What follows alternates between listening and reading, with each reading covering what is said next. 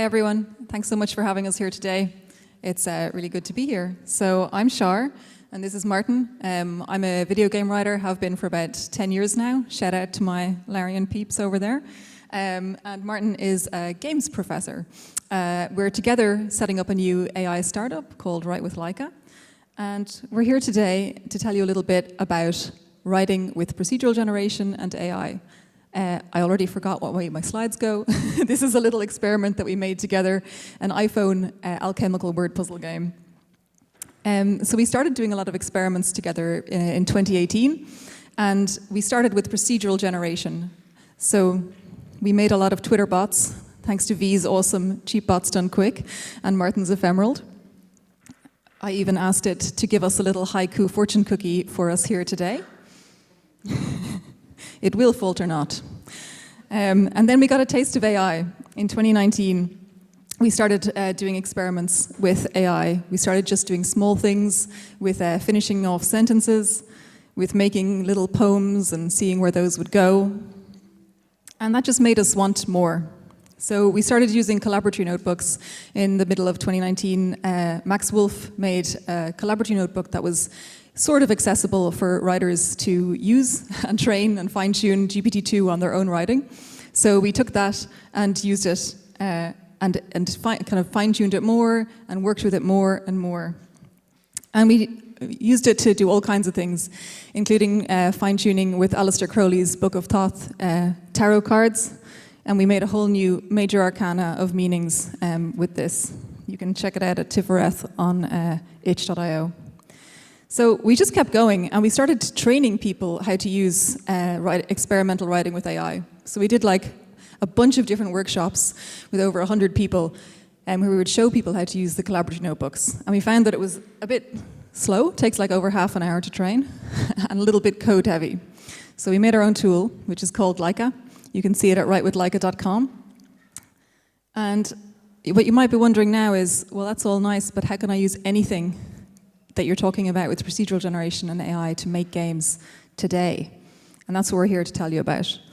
So the first thing I would tell you is maybe take a photo of this slide or just note down the address, because we are going to be flying through a bunch of things, and we are not going to be stopping to read out the links for each one, but every single link for everything we're doing today is on this page, and you can catch it all easily there.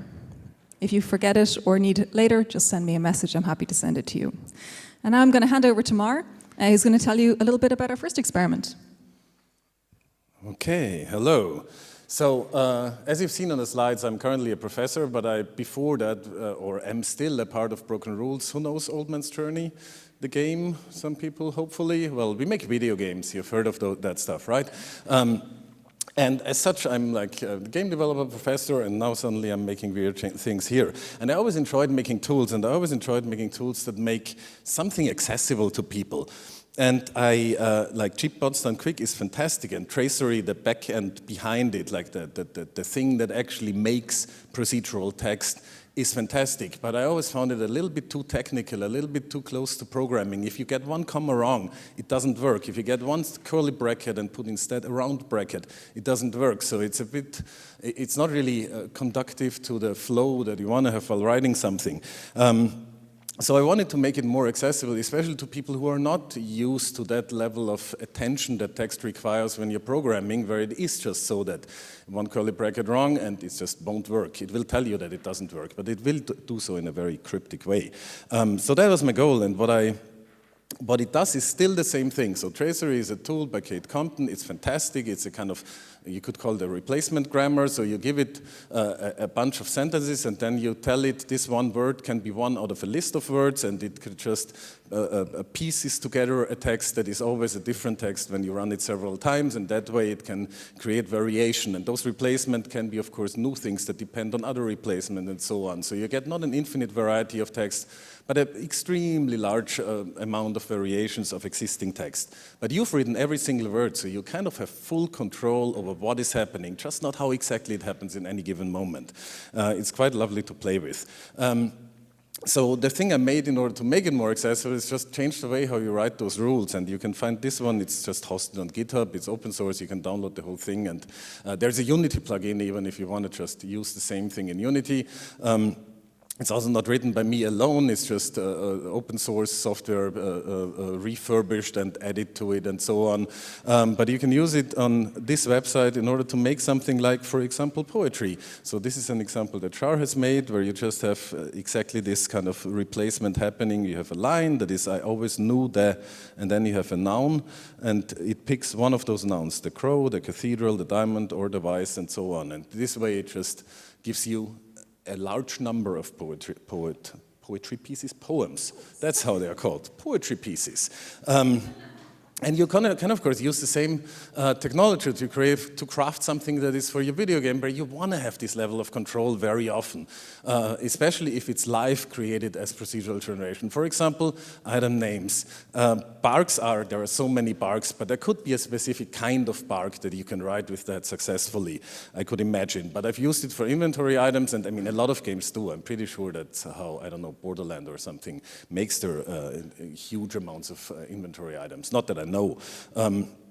Okay, but it's predictable and gives you a lot of control, which is awesome. But it's also a little bit boring, and we like to play it a little bit more, I don't know, risk a little bit more. And that is what VeriAI comes in, because actual machine learning is a little bit more based on probabilities, or actually it's purely based on probabilities, it's just statistics. So how the system works is, you have this thing called a language model, which is just probability of one syllable following another syllable. It's not really syllables, so I'm simplifying things here, but it's more or less that. It's not letter by letter, it's like syllable by syllable, and it just knows that after, I don't know, a period, it's always a capital letter that comes next. It's like, these patterns are just so much in our language that it's easy for a model to learn them.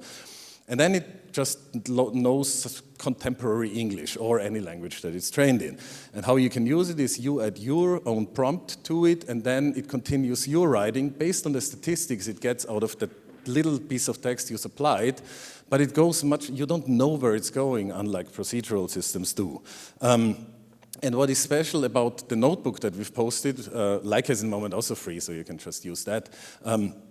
But what is special about these technologies is that they allow you to fine-tune the model, which means you give it a specific piece of text, and it will then stick closer to that specific, like mimic that specific kind of writing and the concepts that happen in that specific piece of text. So if you give it the lore of your game, it will use your lore that you have written. If you give it Dracula, it will talk about vampires. If you give it Frankenstein, it will talk about monsters. And it will also write in the style of that specific material you feed it with. So if you give it the same starting prompt, the black stuff here in these three different completions is written by a human. This is the human. And the pink stuff is written by Leica based on it mimicking Dracula, Dostoevsky, or Marcus Aurelius, a completely undervalued philosopher that has a lot of things to say about contemporary issues like parking lots, to my surprise. And what you can do with that is you can just create rough versions of stuff that could happen in a game, all kinds of bits and pieces, from barks over items, all kinds of stuff. And then you edit it, of course, because it's not great, it's just surprising and hilarious sometimes, and it can inspire you when you're stuck. Or you can use it to mimic a style. If you want to write a character that is like a Dostoevsky figure, well, it's easier if you have Dostoevsky's brain at hand, of course, for that. Yeah, we have added a lot of copyright-free, of course, so long-dead people like Jane Austen and Mary Shelley and Marcus Aurelius. Franz Kafka is amazing. And one of the things that you can also, of course, do is if you have a lot of writing in your team that is like defining the style of your game and you have a writing room, you could use that as a feeding material to get new writers to work with in a consistent voice with the rest of the team, because it will also pick up on that style. Okay, we're getting to the next experiment, which is experiment 3 out of 5, which is create depth in your characters quickly. This is a piece, so we were a research project with like until 3 days ago, actually. And as such, we got a little bit of funding and we hired some amazing people. One of the most amazing of them, all of them were as amazing as the others. But the amazing machine learning person we worked with is Charity, who does a PhD at NYU in New York. And they did a fantastic addition to our tool, which is a character creator. So they work together with a couple of people that have large databases of character descriptions for D&D, for example, and astrology databases, and just like stereotype databases that are out there for making characters. And they compress that into a model that is dedicated to describing people based on a prompt you give it again. You give it a little bit of a sentence of a description of a person, and it just expands that to a full set of attributes, set of facts about that person that can inspire you. I had a vampire once that was allergic to blood. That would have been a very good character, I think, for a comic relief situation. Well, it's a collaboratory notebook. It's also in Leica. This is one of the characters that was created with it. Cat was the result of a workshop that Shao was giving about the character creator on Twitch, I think, in that case. And Cat was actually a character in the story already. And you knew that she's a baker, right? So bakers have knives, I think. And it was a murder story, and it wasn't clear who the murderer is. But after reading this last attribute of the character, that anything is possible with a keen blade at the right moment, which was a beautiful sentence, isn't it? You know that they definitely have something to do with the murder. Not clear if they are the murderer, but that's not how much you want the AI to tell you anyway. It's definitely inspiring. So when you need to quickly create a couple of interesting characters, this thing will give you juicy little lines, juicy little bits of information about an imaginary person that can get you started in fleshing them out to become more interesting. And then you can do even more fancy stuff. Thanks, Mar. So now I'm going to tell you a little bit about our fourth experiment, which is sparking inspiration with Midjourney. So for those who don't know, Midjourney is a generative tool for making art. And it's my favorite of all of the ones that are out there at the moment. And it's a really nice way to concept with your team on the fly. If you, like me, are a writer who has absolutely no ability to draw or take the concepts that you're trying to show people and make them into a visual way for visual people to look at. So a lot of the creativity techniques rely on accessing the subconscious. So thinking about things like using tarot cards to write from prompts, anything like this. Everything we do like this, like using cut-up technique, tarot cards, prompts, is all about like having this way to access the subconscious and then being able to like pull that out and share it with the world. And that's all kind of relying on like accessing this like human pattern recognition part of your brain, which is so magical. And the best part of creativity for me is when you get into that space where you're just seeing all the connections, putting everything together and seeing something happen. And so I've been really enjoying letting Midjourney take a little bit of that role for me lately and helping me out with that. Because I kind of start to feel, the more and more I use it, that it has some kind of direct line into our collective unconscious. So here's a little piece. I was writing a fantasy novel called The Art of Time, and I started working on it with Leica and Midjourney to try and figure out some steps for things I could do further. So taking a little piece about the story and feeding it into Midjourney, I get this awesome image which makes me excited, and I'm, ooh yeah, here we go. And then I let Leica see what might happen next, and because it's trained on my novel, it's already starting to pull in concepts from the work that I had done, i.e. this riverweed and the fact that riverweed is pink are both things that are true in the book. And then I feed that back in, and here we are. It's getting into an even more exciting and interesting looking space. And then we add in some characters and some more descriptions, and it's starting to make me feel really excited creatively doing this stuff together. Getting pictures of my character to share, adding in more stuff, it just keeps going. And I love using this as a way of like showing people in the team what is possible, what we can do, where I want things to look like and what I feel like things should feel like. So that's my fourth experiment. You can use this stuff together to make a little graphic novel in like no time at all. If you use like, yeah, something like Leica or just the collaboratory notebooks, using Midjourney or Stable Diffusion or anything else, and then working with Canva, you can make a graphic novel in a little afternoon. So I love that. Okay, so now we're going to do our last experiment, which is making something unique together right now. So let's go live. And just a last thing, we don't have time for questions, I don't think, but there's the link again in case you need it. Okay. So Mara, I might need you to hold the microphone so I can type. Okay, so what we were going to do for this originally was make a story together. But a story takes quite a lot of time, and we have basically 10 minutes. So instead, I thought, let's figure out something like Jack Kerouac's 30 Rules of Writing, but let's make it the AdvX 5 Rules of Writing, because we only have time to make 5 rules. So let's work with a few different brains, with 5 different brains of different people, figure out what might happen, what might be the thing, and then I would love to hear you guys in the audience just shout out and tell us which one we should pick, what it should be.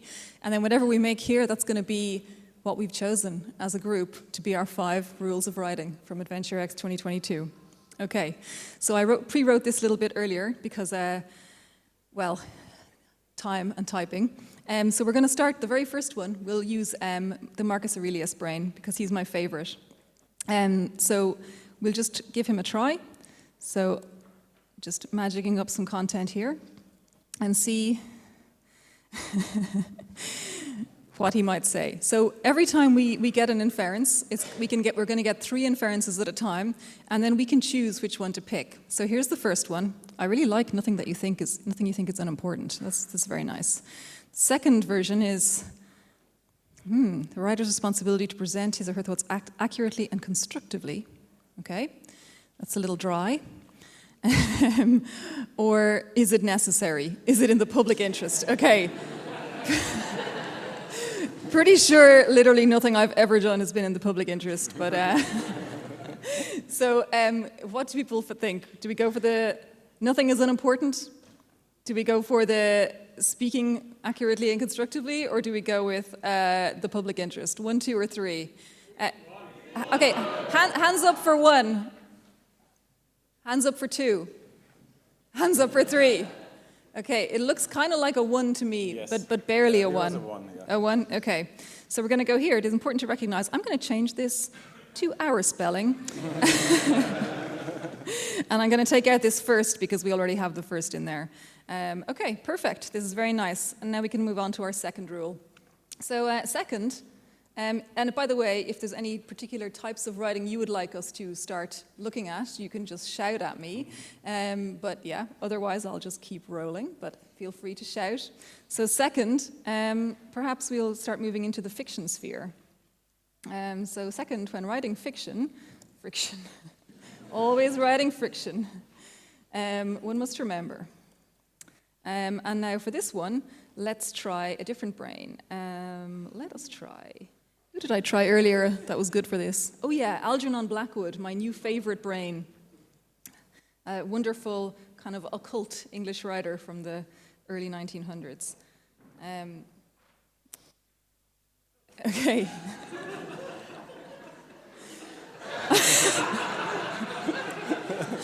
Well, sure. Okay, so that's 1. The second version is, okay, such as a murder, okay. And the third version is, okay, we're going, okay, so hands up for 1, hands up for 2, hands up for 3. Okay, the 2s have it. So the main purpose of a sentence is not to give the reader the whole story, but to convey a particular idea. Murder, a desertion, a clue as to who the main character is. All right. Third, perhaps characters? Okay, we'll see. Third, to write a really good character, one should. There's a lot of musts going on here, so let's move it to the shoulds for a while, and we'll try a different brain for this. I think we will try Robespierre. A well-known lover of good characters. And see what he has to say. So the thing is that's interesting, great and terrible about this is you can never get the same thing again. Every single time you're going to get different stuff. Okay, so one should. Okay, be sure of being accepted in society. Boring. Neither less delicate nor less courageous than the author himself. Okay, I mean... Or intelligence. Okay, so the first version, hands up for version 1. Nobody. The hands up for version 2. Everybody. Yeah, and version 3, nobody cares about intelligence. Okay, here we go. So since we're all games writers, I think we should probably add in a little bit of games writing here. So fourth, when writing for games, writing for games. When writing for games, we're all writing for games. Writing for games is hard, impossible even. But one can make it easier. If one. I think Kafka has a female brain. Okay, we can go for Jane Austen or Mary Shelley. Mary Shelley. Okay, Mary Shelley. Dun, dun, dun. Only gives the simplest and most familiar ideas a wide scope, very AAA. Let's see what the second version is. Ooh, I like that. Life support for the soul. Okay,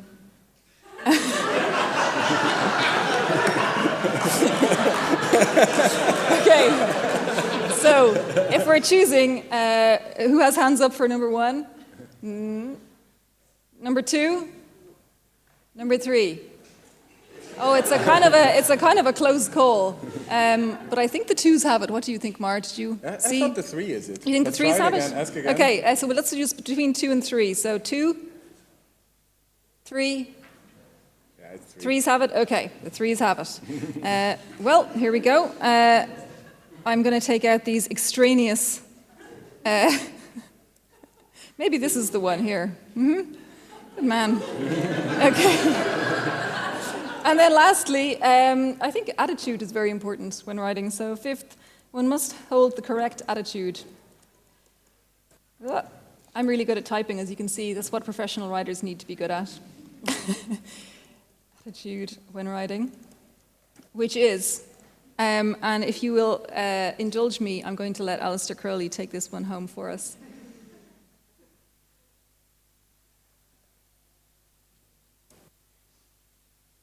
Okay, many small errors can lead to catastrophe. That's number 1. Number 2 is, pride, yes. Yes, a plaything of the powerful. Oh boy, okay, I love this. Or the 3rd one, the attitude expresses when composing. Yeah, so, all makes a ton of sense. So let's see, who's up for number 1? Many small errors lead to catastrophe. Number 2, pride. Oh yeah, these are my people. And number 3, music. Okay, the 2s have it. So here we have the Adventure X 5 Rules of Writing, written by you, me, Marcus Aurelius, who else? Algernon Blackwood, Robespierre, Mary Shelley, and Alistair Crowley. Thank you so much for being here, folks. We'll be outside for questions and definitely at the pub later. Thank you.